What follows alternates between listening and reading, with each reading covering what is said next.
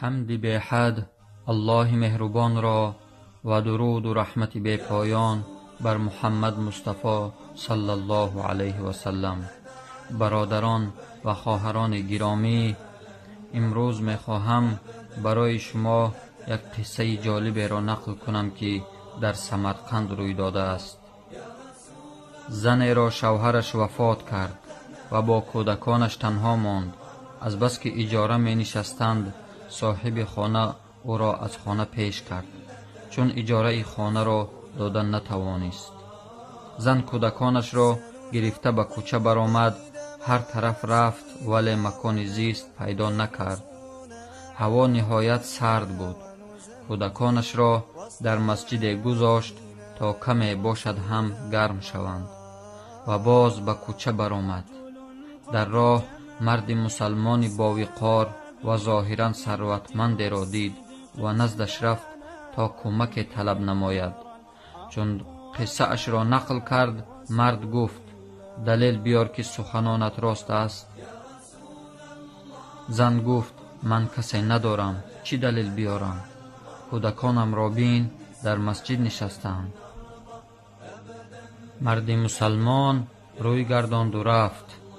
زنی دل شکسته راهش را دوام داد و مرد یهودی پیران سال را دید و به او قصه اش و حادثه با مرد مسلمان روی داده را نقل کرد.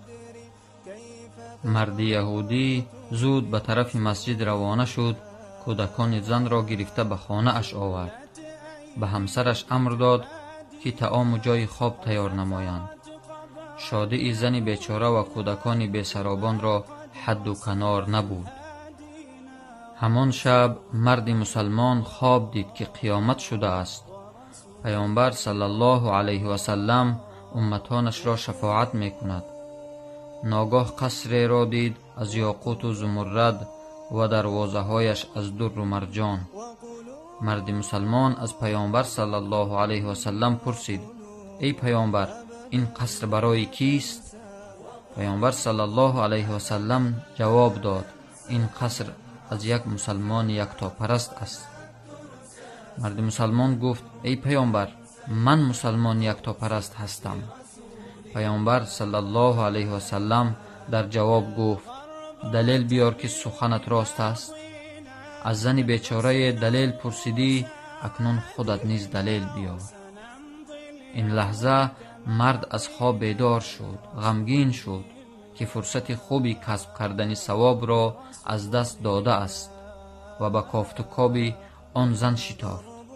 پس از جستجوی دور و دراز فهمید که مرد یهودی در خانه اش جای داده است و نزدش آمد و گفت: می خواهم آن زن را با کودکانش به خانه ام برم.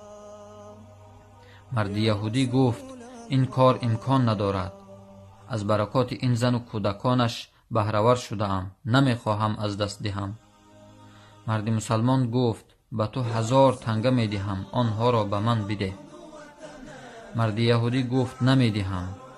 هرچند مرد مسلمان اصرار کرد، یهودی رد کرد و گفت: آن خوابی که تو دیدی من هم دیدم و آن قصری که تو را به حیرت آورد مال من است.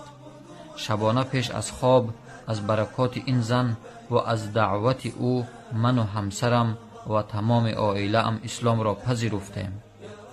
پیامبر صلی الله علیه و سلم را در خواب دیدم و او آن قصر جنتی را به من نشان داد و گفت: به آن زن و کودکانش نیکی کردی، الله به تو این قصر را در جنت خواهد داد.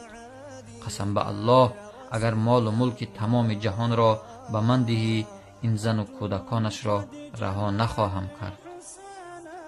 برادر عزیز، خواهر گرامی، لحظه های بهترین حیات چنان ناگهانی روی می دهند که اکثریت مردم آن را درک نمی کنند. هر لحظه را غنیمت بشماریم و از نیکی اگرچه خرد هم باشد روی نگردانیم. بر سری بالین بیماران گذر، زان که هست این سنت خیر البشر. تا توانی تشنه را سیراب کن، در مجالس خدمت اصحاب کن. خاطر ایتام را دریاب نیز، تا تو را پیوسته حق دارد عزیز.